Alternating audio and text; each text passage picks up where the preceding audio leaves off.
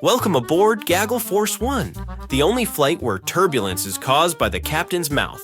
Today, Trump holds a mid-air press gaggle and somehow manages to declare world peace, rewrite geography, and nominate himself for a Nobel.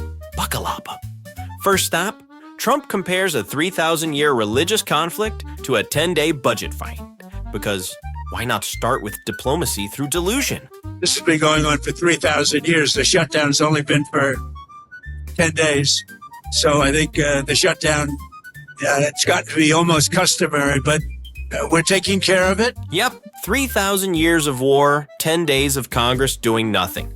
And apparently, those are the same thing. It's like comparing the Crusades to a coffee break. We're ending some programs that we don't want. They happen to be Democrat-sponsored programs, but we're ending some programs that we never wanted. Translation, cutting anything that helps kids, vets, or science. The holy trinity of things Republicans hate. I think they made a mistake. I think they made a big mistake. This is really a Schumer shutdown because he's become sort of irrelevant and he wants to make himself relevant again. Calling someone irrelevant while you're ranting about them mid-flight?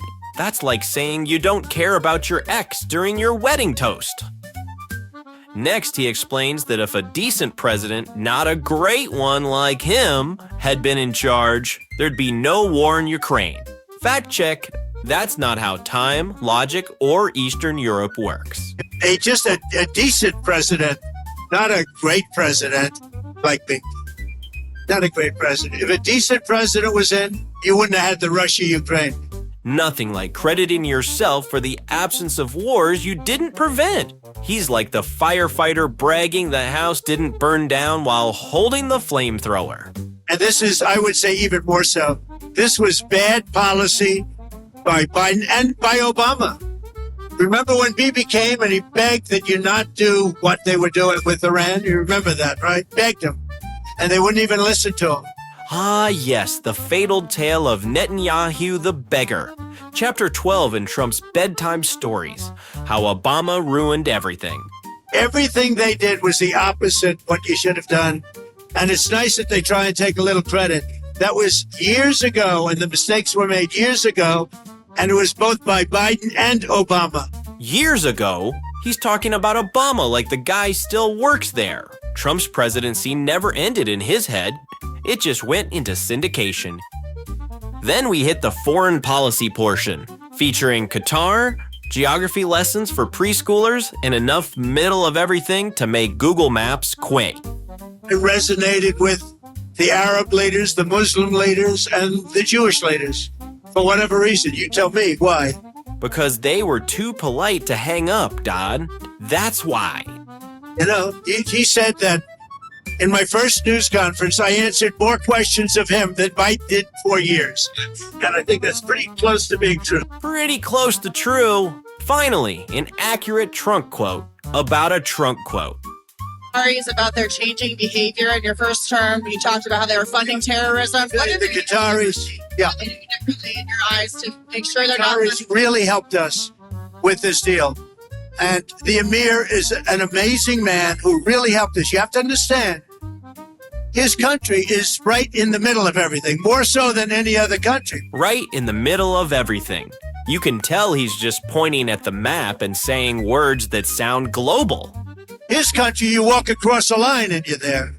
So he's in the middle of this unbelievable hostile territory with people on all different sides of the, of the opinion of the question. Wait, what?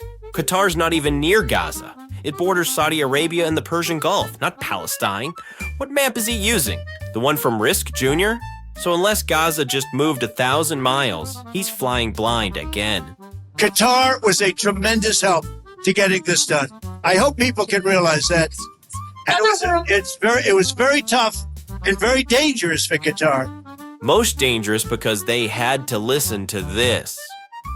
They were very brave, and their leader, the Emir, was very, very brave. And Qatar should start getting some credit. Brave for sure. Anyone trapped in a Trump press gaggle without thigh protection deserves a medal.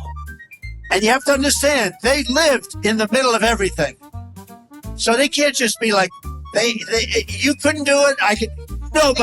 Nobody could do it. If I had $1 for every middle of everything, I could buy Qatar myself. No, in 2017, I didn't really know them very well. 2017, that was at the very beginning of my term. Back then, he thought Qatar was a new Pokemon. As I got to know them, I got to understand them, and I got to realize that they are right in the middle of everything. Drink every time he says it. You'll be in the middle of an ER. They're literally, you walk over from Iran to Qatar. You can walk it in 1 second. You go boom, boom, and now you're in Qatar. That's tough territory. Okay, so he meant Iran, not Gaza. But still, you can't walk there, champ. There's a giant body of water called the Persian Gulf in the way. Boom, boom, you're a Qatar. More like splash, splash, you're drowning in geography. I think Qatar was amazing the way they helped us. Yep, amazing. Amazing they didn't storm the cockpit halfway through. Next up, the part where Trump claims to have personally solved 8 wars. At this point, he's the peace fairy with a spray tan. Well, look, this will be my 8th war that I've solved. 8! Man's racking up peace deals like frequent flyer miles, none of which actually exist. And I hear there's a war now going between Pakistan and Afghanistan. I said, I'll have to wait till I get back.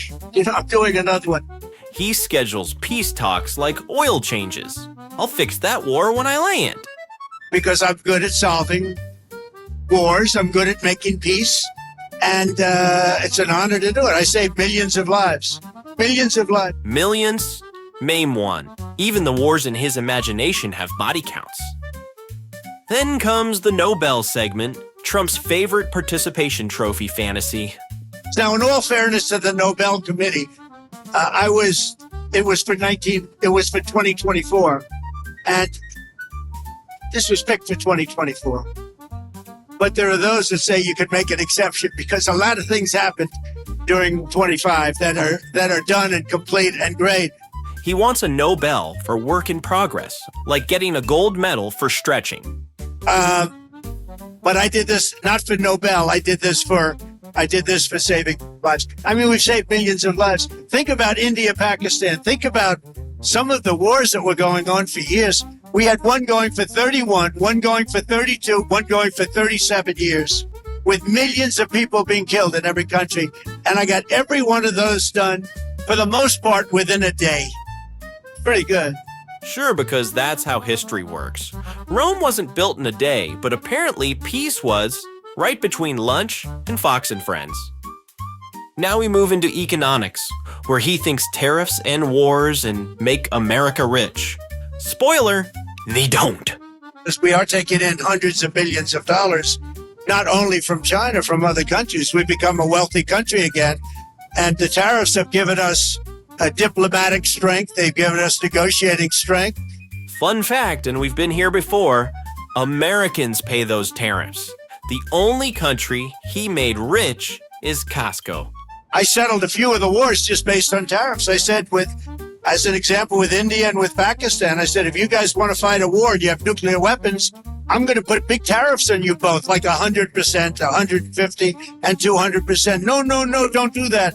Nothing stops nuclear war like a coupon code. It's called art of the deal, not art of the deterrent. I said, I'm putting tariffs. I had that thing settled in 24 hours. If I didn't have tariffs, you could have never settled that war. Yeah, and I ended COVID by yelling at it. Same logic. On China, are you considering walking that back? Who are you with? Politico, Dasha Burns, sir. Dasha, Politico. Politico's gone bad. They've been so wrong about everything. Politico has been so wrong about everything. Let's get somebody else to ask some questions. You mind? Is that all right? Because Politico is fake news. When you start renaming journalists, it's not a press conference. It's a fever dream. Next up, a quick detour to quantum physics. Trump explains that November 1st is both now and never. November 1st, 100% tariffs on China is what you said. Is that still the plan? Yeah, right now it is. Yeah, let's see what happens. Big policy energy. We'll see. Because nothing says strong leadership like shrugging at global trade. For me, you know what November 1st is? An eternity. November 1st is an eternity for me. For somebody else, it's right around the corner. For me, when I hear November 1st, it's an eternity. Go ahead. Einstein just logged off. Somewhere, time cried. And finally, theology. Trump contemplates heaven, hell, and somehow blames election fraud for world wars. A perfect landing. I don't think there's anything going to get me in heaven. Okay, I really don't. I think I'm not maybe heaven bound. For once, accuracy. I may be in heaven right now as we fly in Air Force One. I'm not sure I'm going to be able to make heaven.